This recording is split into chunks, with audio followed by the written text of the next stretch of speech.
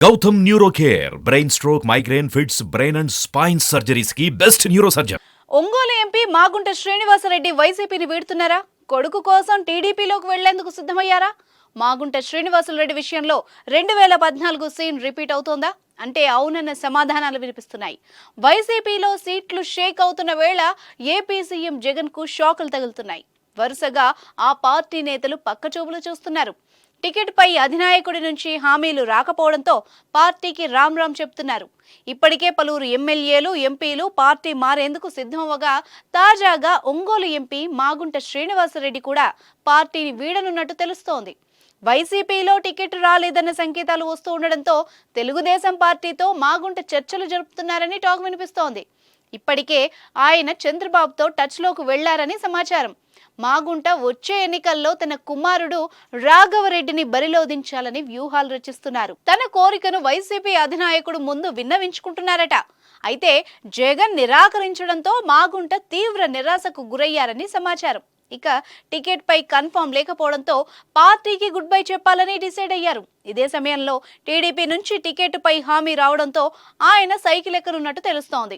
మరోవైపు చంద్రబాబు కూడా ప్రకాశం జిల్లా కనిగిరిలో జరిగిన రా కదిలిరా ఎన్నికల శంఖారావ సభలో పరోక్షంగా మాగుంటను అభినందిస్తూ చంద్రబాబు చేసిన ప్రసంగంతో మాగుంట పార్టీ మార్పు దాదాపు ఖరారైపోయిందని రాజకీయ వర్గాల్లో చర్చ జరుగుతోంది. టీడీపీ నుంచి ఎంపీ స్థానానికి పోటీ చేసేందుకు ఎవ్వరూ ముందుకు రాకపోవడంతో 2014లో టీడీపీ టికెట్ పై పోటీ చేసి ఓడిపోయిన మాగుంటను తిరిగి పార్టీలో చేర్చుకోవాలని టీడీపీ అధిష్టానం భావిస్తున్నట్టు తెలుస్తోంది. 2009లో కాంగ్రెస్ ఎంపీగా గెలుపొందిన మాగుంట రాష్ట్ర విభజన తర్వాత మారిన రాజకీయ పరిణామాలతో 2014 ఎన్నికల్లో వైసీపీ టికెట్ పై ఎంపీగా పోటీ చేసేందుకు ప్రయత్నించారు.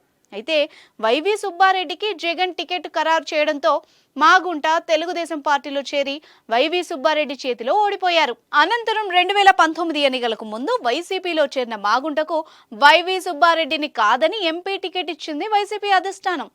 ఈ ఎన్నికల్లో మాగుంట 2 లక్షల మెజార్టీతో వైసీపీ నుంచి గెలుపొందారు.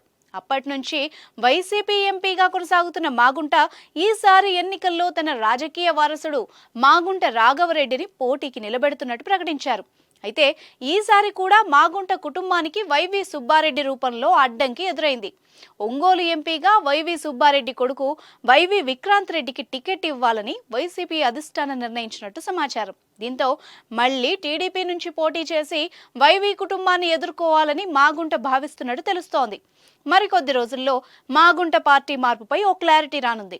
వైసీపీ అధినేత సీఎం వైఎస్ జగన్ రెడ్డి ఏ రోజు నుంచైతే నియోజకవర్గాల ఇన్ఛార్జీలను మార్చడం మొదలు పెట్టారో అప్పటి నుంచే పార్టీలో జంపింగ్ జపాంగ్లో అలర్ట్ అయ్యారు. టికెట్ రాని వాళ్ళందరూ వేరే ప్రత్యామ్నాయాలను వెతుక్కునే పనిలో పడ్డారు. ఇప్పటి వరకు 2 జాబితాల్ని వైసీపీ విడుదల చేయగా 3వ జాబితాను త్వరలోనే విడుదల చేయనుంది.